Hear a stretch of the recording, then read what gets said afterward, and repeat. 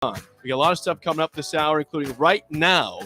So we are joined on the phone by Kansas head football coach Lance Leipold. Lance, good morning. Thanks for joining us. I tell you what, you guys were one of the best stories in all of college football this year, making a bowl game, lost a close bowl game to Arkansas, which was a great game. But I'm curious, Lance, we talked to you before the season, and you make it to the postseason. Just kind of describe the atmosphere in Lawrence this year and what it felt like to get Kansas back on the map after many years in the desert. Well, first of all, good morning, gentlemen. It's good to be with you, and happy Friday. And thank you. Thank you. Good morning. And Bill, good to see you on the other side of the thing. Now you're going to be second guessing everything that all us coaches do. I can't wait. I know. Yeah, it's going to be a lot of fun. I'll start with you too most of the time. I'll lead off. I wouldn't expect anything less. I just want to hear your name in that little header coming out of commercial. I think Chip's got to get that changed. Yeah, I'm nowhere involved in the deal. Yeah, I don't get my name anywhere. Yeah, it's interesting. Yeah, we have to cover. But yeah, it was a nice season for us. Took a huge step as a program, Jake. It was.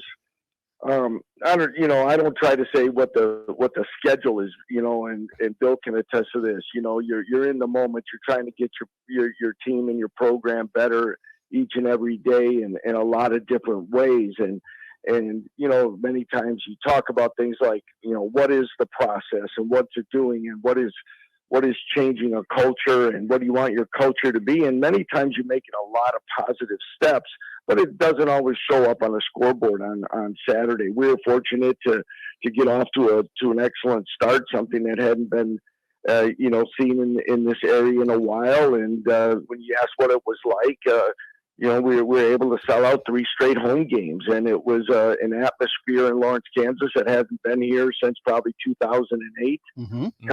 College game day came to Lawrence for the very first time. Probably crowd ratings, everything that at least they throw in front of me showed that it was one of the best outings that College game day had. And it was a vibe, and we went toe-to-toe with TCU, who played for the national championship. We lost our starting quarterback in the first half and still had a chance to win that ball game late. So a lot of great things. Then of course, kind of, hit a little wall and lost some games. But this group kept competing. We beat a ranked Oklahoma State team to secure a first bowl bid in about 12 years. So, again, another huge step. And you mentioned the Arkansas game. We fell behind quite a bit early, but really, really proud of, I think really it's kind of the testament of where we are at as a program and last year's team is this group never gave up and they played well. We were down 3 scores late and found a way to tie it up in regulation and battle through 3 overtimes before falling short, which all now propels us into where we're at now into the off season. And, we're about 3 weeks away from starting spring practice. Lance Leipold, 58-year-old Lance Leipold from Lawrence, Kansas, joins us. Why did you put my age? He always does it. If he's younger than you, he always does it. That's Sipple's deal. Tampa 2. Yeah, Tampa 2. Yeah, he tries to handle all the technical questions. I told him that you used to call me Tampa 2 because of my extraordinary knowledge of the game. So these two guys here, Lance, it's just that combined football, high school and college is 0. 0. That's what we're dealing with. Size. It's 0. Just so grown. All right, I'm gonna keep this on the tracks here. Jalen Daniels, Lance. Jalen Daniels returning as your starting quarterback. I will tell you that I watch your games in part because I loved watching Jalen Daniels play. What did it mean to your program? Did it mean something in terms of credibility that young man elected to come back? Oh, absolutely. And the nice thing, he's got 2 years back. He, just for your listeners to understand, and first of all, he's a great young man. He's got charisma, energy, smile on his face all the time. He's a guy that, in our first year and arriving late and all those things, we were trying to redshirt Jalen. We were forced to play him. He leads us to a victory down in Texas against the Longhorns and elected to then start the next 2 games and burn his redshirt year and really gave, really a sacrifice. In today's world, that's not always the case because he wanted to help this football program move in a positive direction. absolutely a huge boost for us, for him to have the opportunity to come back. But he could have went pro. He could have been a portal guy, and a lot of options these days for these guys. But for him, he wants to help this program in each and every way. And after getting hurt in that TCU game and getting him back late in the season, all those things are huge positive for a team like us that has kind of the 11 offensive starters returning. Lance, it was very well known that one of the big issues at Kansas was that they were upside down. Probably were upside down when you came in with scholarships. As it was very hard to get back to the 85 scholarships just because of attrition, where scholarships were lost. You would sign your 25, but through everything, you always ended up in the 70s, 60s. And then now with that you don't have initial signers, was that a situation you had to deal with? And where are you at right now as far as scholarships? Are you back up to speed? Well, that's a great question, and it was a unique situation that this program had been upside down probably in some other ways, and that we're trying to get ourselves back to, and not having that hard count of a 25 allowed us and really lined up also with the portal and those opportunities, because we were close in some ways, Bill, but when I got the job, there were, I probably had a half a dozen walk-ons that walked in and said I was promised a scholarship and all these things. And I didn't have record of any of that. And there's stuff like that you're going through. First of all, are you at your number? And then you got to be at your number where you really need to be competitive on a consistent basis. So yes, we've been there. That rule definitely did help a program like this get itself in a better position. And now we're between changing a little, from a 3-man front defense to a 4-man front, schematically offense.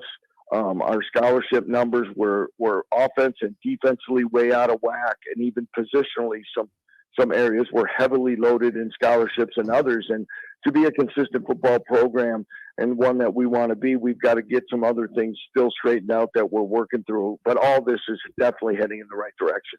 Joined by Lance Leipold, who was, he's done incredible things at Kansas. He did incredible things at Wisconsin Whitewater. He was 109-6 at Wisconsin Whitewater, won 6 national titles, went to Buffalo after that. Buffalo was a train wreck, left there with 3 bowl appearances and a 37-33 record. My question is this: Division III to the MAC to the Big 12. How significant were those jumps, and did one prepare you for the next?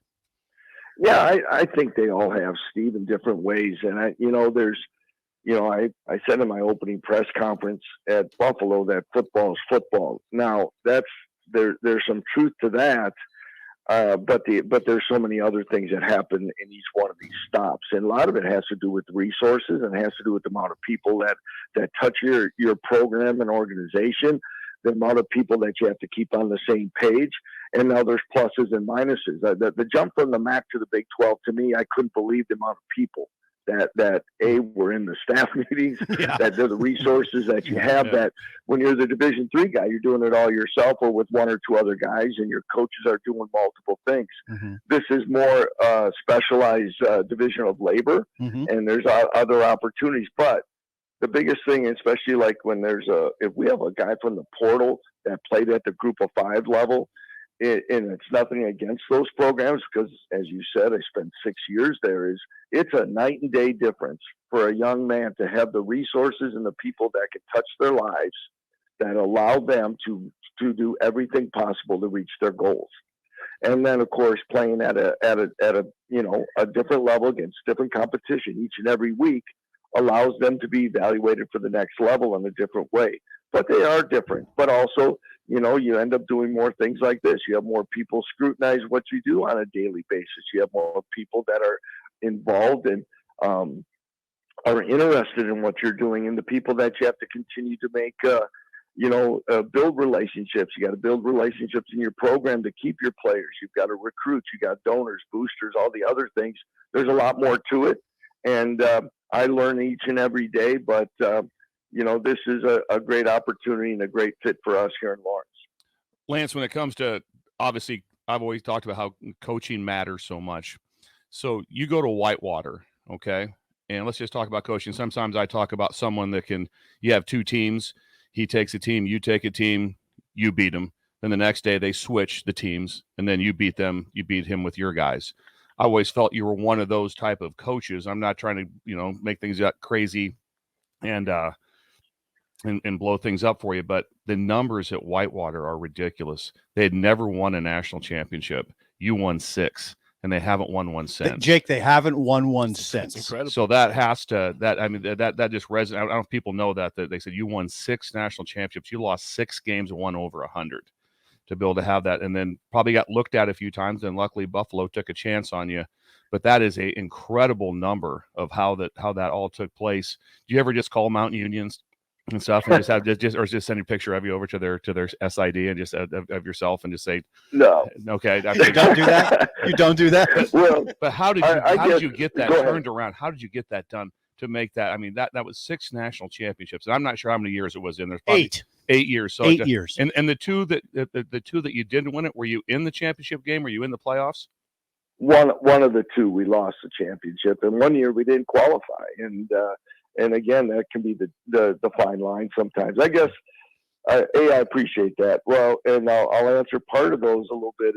One is, first of all, our strength coach is a Mount Union grad, and so is our quarterback coach. And Matt Gildersleeve, our strength coach, played while we were coaching there. And the great thing is I want people that have been a part of winning programs that understand, and in many ways understand why with do more with less. I think that sometimes, so when you look at making the jump, Danny White, current Tennessee athletic director, is a extreme outside the box thinker, and he took a chance on a Division III coach making the jump to the Mid-American Conference. So always will be grateful to Danny and what he's doing. But I think all those things about is in building programs, whether you're at Wisconsin, Whitewater, Buffalo, Kansas, Nebraska, or Alabama or Georgia, is staying in the moment to keep working on getting better. And I thought the one thing that we did at Whitewater was, through all, even at the smallest level of success of whether it be going honored at the Milwaukee Bucks game or going to the state capitol or whatever, those things, which are big things when you're playing at that level, those were sometimes, the outgoing seniors and the underclassmen we're gonna keep working to get their opportunity to do it and to match the standard and to keep working and surpass some of the expectations and have internal daily competition that I have to stay hungry, focused, and working to continue this and not let something slip. And we also kept pushing the envelope on how we could improve and find ways within our staffing model and funding and resources and all those things. I think holistically put us in a very good position to have an opportunity like that. And when you read those things, Steve, or when you're going through that, I don't think you really understand what's really being accomplished until you step aside after it's been said and done. And Bill, you've been a part of a national championship and other great programs as well at the FBS level, and it in the moment. You don't even fully understand sometimes everything that you've overcome to obtain that, and it's pretty special. Joined by Kansas head football coach Lance Leipold in the early break. Lance, I'm curious, Ken, you inherited a bad situation at Kansas. You go 3-9 the first year. You make a bowl game this past year. I'm curious in terms of like the reception on the recruiting trail for you compared to what it was when you started to now. You guys are on the map. You had a good year. How has it changed in terms of approaching recruits now compared to what it was when you first started?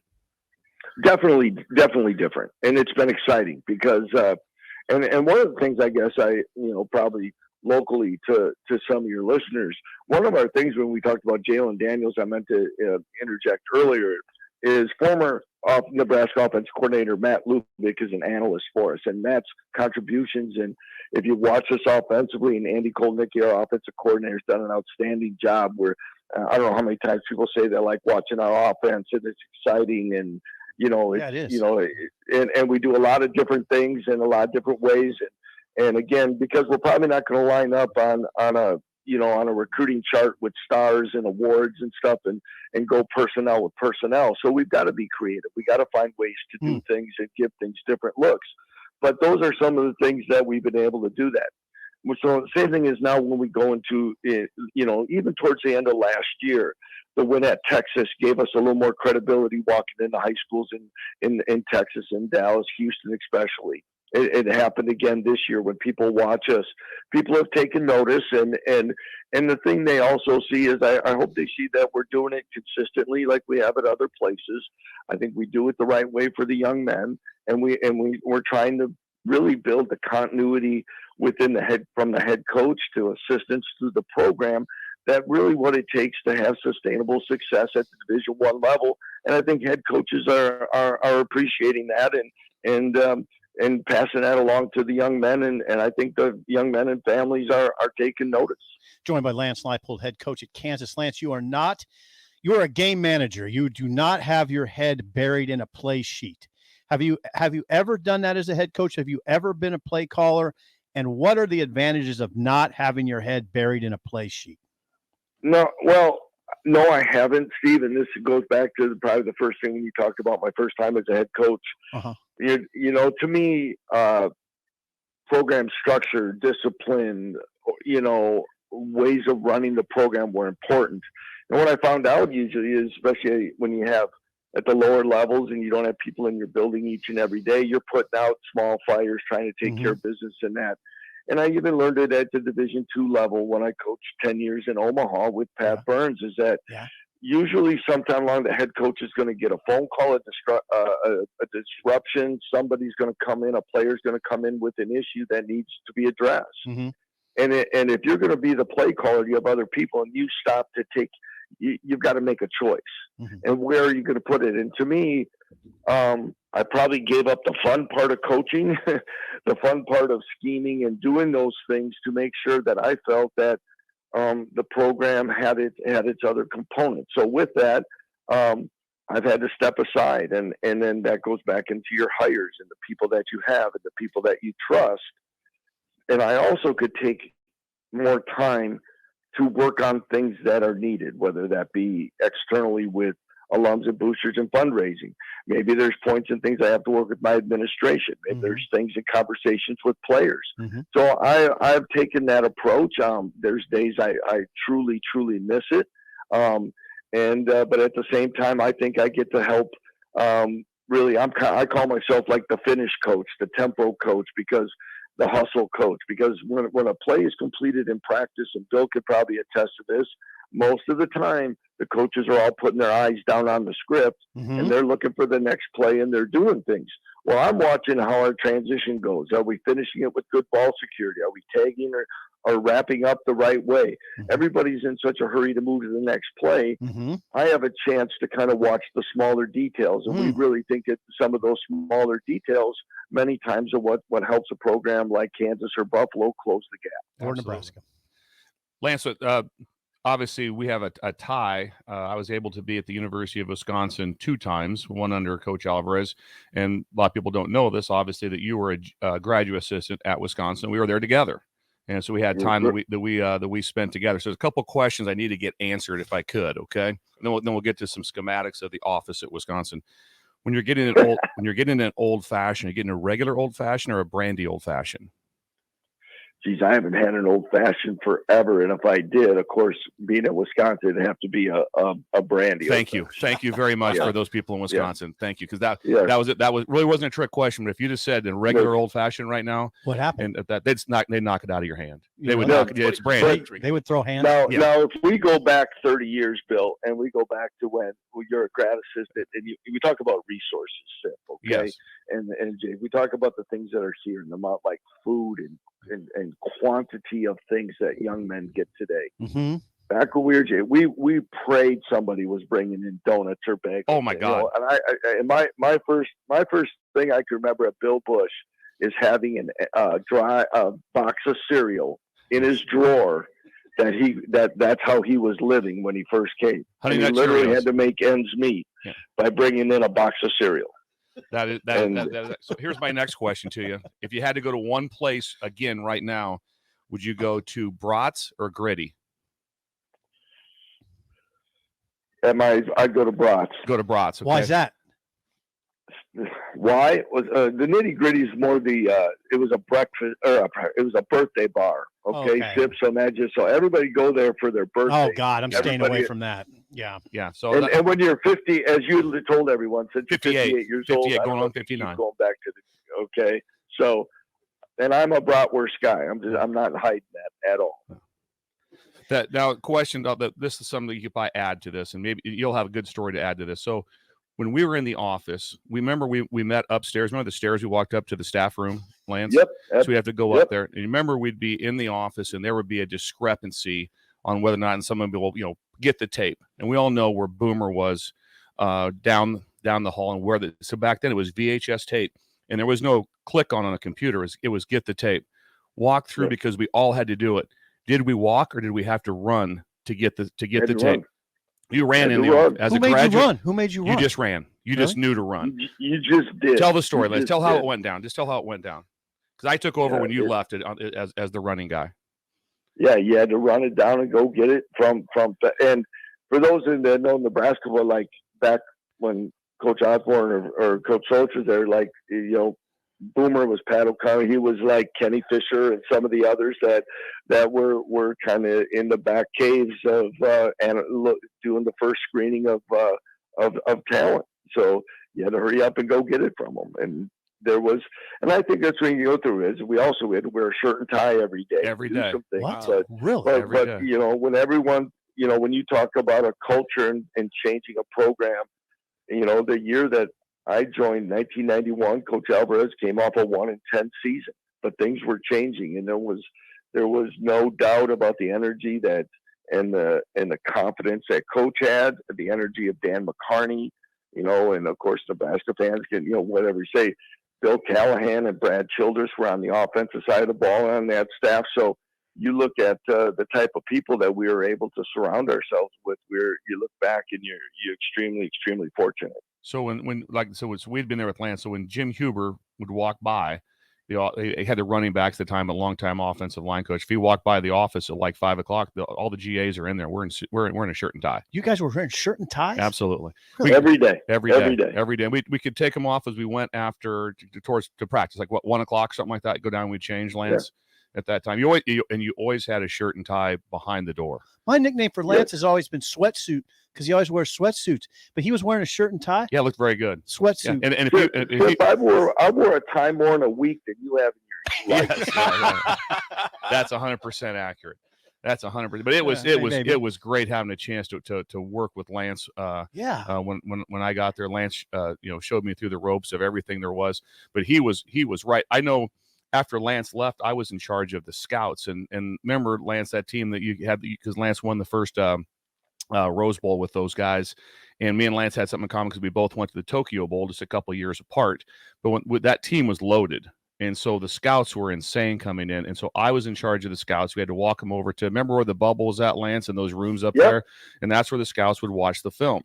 So when I'd walk out, they'd all be sitting there, and my first question, I go, "Who brought donuts?" And 3 guys would raise their hand. I'm like, great, you 3 come with me. The rest of you guys wait. I'd make them wait. I would make it at that. Hand to God. I would make them wait and go and set them like that. Because you know why? The donut was critical, wasn't it, Lance? Because there was no food. There was no training table at lunch. There was none of that. Nope, there was none of those things. So, but it's a great opportunity. And I've always said, they asked Lance, and maybe you can add in on this. I said that one of the things that Coach Alvarez was so good at is how he had the pulse of the team. Could you add to that?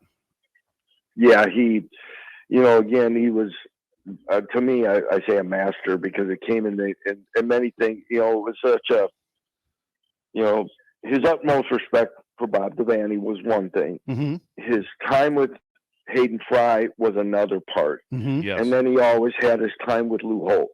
Mm. So when he talked about many things in the early days of a staff meeting, he always kind of picked which one he was trying to work to. But when he had the pulse of the team, but he always talked about early about sending the message of the week or what it would be for the season. And he always would say, if you repeat it enough times, and when you really know they're getting it, is when they're repeating things that he has said when they get interviewed. Mm. And then they're believing and where it's at. And 25, 30 years later, we've just redefined it. And words like culture, words like player-led program. Mm-hmm. A lot of those things were never talked about in those terms. But to me, he was one of the best. And again, you listen to former Husker players talk about their time in the 90s. Mm-hmm. Those are some of the same things. And those are some of the best guys and that have been able to do it. And that's why so many people, respect Coach Osborne, Coach Alvarez, and guys like Bill and I are so fortunate to have those opportunities to be under those people. Yes. Lance, what was the energy level like? Explain to these guys at Wisconsin, 9-on-7, offensive coaches versus defensive coaches, offense versus defense. Was that not the most insane, important period of the day? It was. And again, that was part of, we mentioned the people that in the programs where a lot of these guys came from and the intensity of, Wisconsin wasn't going to line up complete talent-wise against Ohio State and Michigan, and Penn State was entering the Big Ten at that time. So how were we going to be able to do it? And that was by being physical, Mm-hmm. being able to stop the run, being able to run the ball, control it, and use play-action pass. And it was all going to start at that part of the day, and we're going to line it up, and heck, we probably hit more in those periods than what you're even allowed to hit these days. So, but again, it's all about mentality and culture, and I know we haven't talked about it, but I think right there in Lincoln, Mm-hmm. I think Travis hired Matt Rule as somebody that personifies that. I think there's a lot of things there in his background that kind of relays back to some of those areas, Mm-hmm. and I think the physical brand of football that the Big Ten's known for, I think will be right there in Lincoln this fall. Okay. Awesome. Well, Coach, it has been a pleasure to have you on. Thanks for all the stories, the intel. It's been fun to have you. Congrats on a great year, and we wish you good luck in the year ahead also. Yeah, Jake, I feel bad we didn't get you in this one as much, but we'll talk about Steve's dietary habits next time we could do that. Okay? Yeah, in Tampa too. And Tampa too. All the good stuff. The technical stuff, that would be outstanding. Like that. All right. Thanks, Coach. Appreciate you. That's Thanks, Lance Leipold, head football coach at Kansas.